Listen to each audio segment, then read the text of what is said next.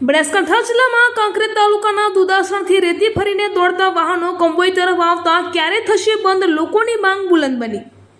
કંબોઈ બ્રિજથી નદીમાંથી સીધો રસ્તો દુધાસણ નદીમાં જવાનો હોવા છતાંય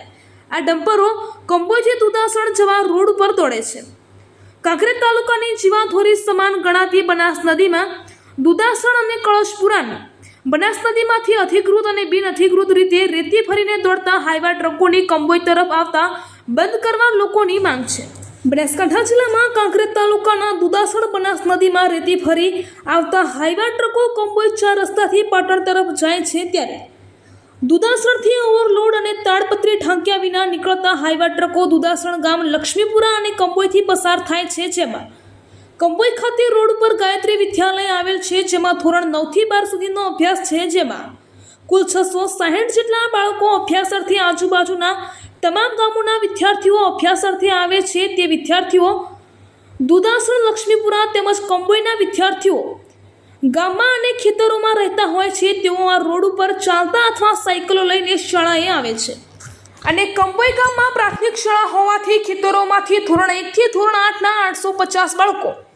રોડ ઉપર ચાલતા કે સાયકલો લઈને શાળાએ આવે છે અને બીજી આ રોડ ઉપર કંબોઈ નોથાણી પાટી પ્રાથમિક પેટા શાળામાં ધોરણ 1 થી 7માં 460 બાળકો ભણવા આવે છે, તો આ કંબોઈ ખાતે આવેલ હાઈસ્કૂલ અને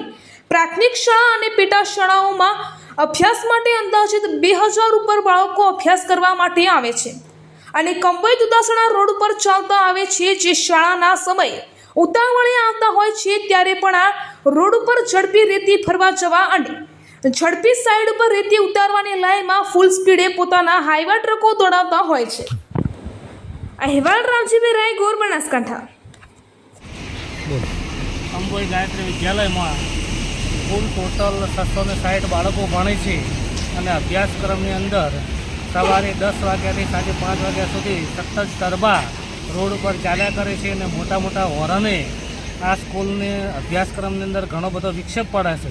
તે બદલ આ સંપૂર્ણ ટરબા અહીંથી જે કંબોઈથી દુધાસણ ઉપર નીકળે છે સંપૂર્ણપણે બંધ કરવા માટે સરકારશ્રીને નમ્ર વિનંતી કરવામાં આવે છે, કારણ કે અભ્યાસની અંદર કોઈ ક્ષતિ ના રહી જાય તે બદલ અને છોકરાને કોઈ નુકસાન ન થાય તે માટે તમામ ગ્રામજનો વતી અને કંબોઈ હાઈસ્કૂલ વતી આ સદંતર ટરબા રોડ ઉપરથી સદંતર બંધ કરવામાં આવે એવી અમારી નમ્ર વિનંતી છે।